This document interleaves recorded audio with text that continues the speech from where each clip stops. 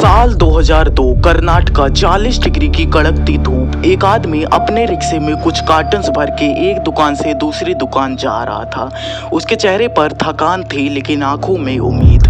वो दुकान के अंदर जाता है, एक बोतल निकालता है और दुकानदार से कहता है, सर एक बार ट्राई करके देखिए।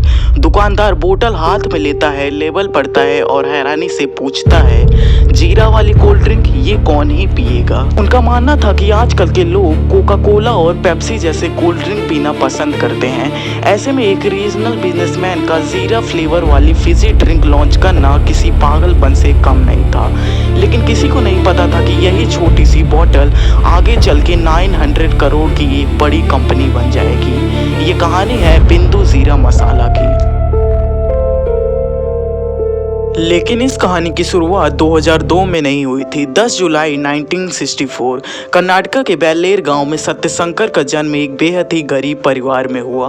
12th कंप्लीट करने के बाद पैसों की कमी की वजह से उन्हें पढ़ाई छोड़नी पड़ी। बेहतर जिंदगी की तलाश में वो बेंगलुरु चले गए, जहां उन्होंने 18 के एज में ऑटो रिक्शा चलाना शुरू किया। लेकिन कुछ सालों बाद उन्हें रियलाइज़ हुआ कि ऑटो रिक्शा चलाने से ज़्यादा अपॉर्चुनिटी ऑटोमोबाइल बिजनेस में है। एक्चुअली उस समय स्पेयर पार्ट्स की डिमांड काफ़ी ज़्यादा थी लेकिन सप्लाई बहुत कम। इस गैप को देखते हुए 1987 में उन्होंने टैक्सी बेचकर ऑटोमोबाइल स्पेयर पार्ट्स की दुकान शुरू कर दी। ये उनके एंटरप्रेन्योर जर्नी का पहला बड़ा कदम था। इसके बाद उन्होंने प्रवीण कैपिटल नाम की फाइनेंस कंपनी भी लॉन्च की। ऑटोमोबाइल बिजनेस के बाद सत्यशंकर ने कई सेक्टर्स को एक्सप्लोर किया। इस दौरान उनकी दिलचस्पी बेवरेज इंडस्ट्री की तरफ बढ़ने लगी। आगे चल के ये एक ऐसा डिसीजन होने वाला था जो सत्यशंकर की लाइफ कंप्लीटली चेंज कर देगी। 1990s के दौरान सत्यशंकर ने बेवरेज इंडस्ट्री में कदम रखा और मिनरल वाटर का बिजनेस शुरू किया। उस समय पैकेज ड्रिंकिंग वाटर की डिमांड धीरे धीरे बढ़ रही थी और उन्होंने इस सेक्टर में अपॉर्चुनिटी देखी। इसी बिजनेस के जरिए उन्हें बेवरेज सप्लाई चेन को करीब से समझने का मौका मिला और यहीं से उनकी जर्नी एक नए मोड़ की तरफ बढ़ने लगी। मिनरल वाटर बिजनेस के सिलसिले में सत्यशंकर अक्सर इंडिया के अलग अलग शहरों में सफर करते रहते थे।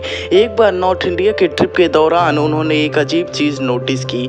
जहां पूरी दुनिया कोका कोला और ऑरेंज ड्रिंक्स पी रही थी, वहीं नॉर्थ इंडिया के कई इलाकों में लोग बड़े शौक से जीरा ड्रिंक्स पी रहे थे। सत्यशंकर के दिमाग में एक सवाल आया, अगर लोगों को जीरा ड्रिंक इतना ही पसंद है तो कोई बड़ी कंपनी इस फ्लेवर को मार्केट में लाती क्यों नहीं।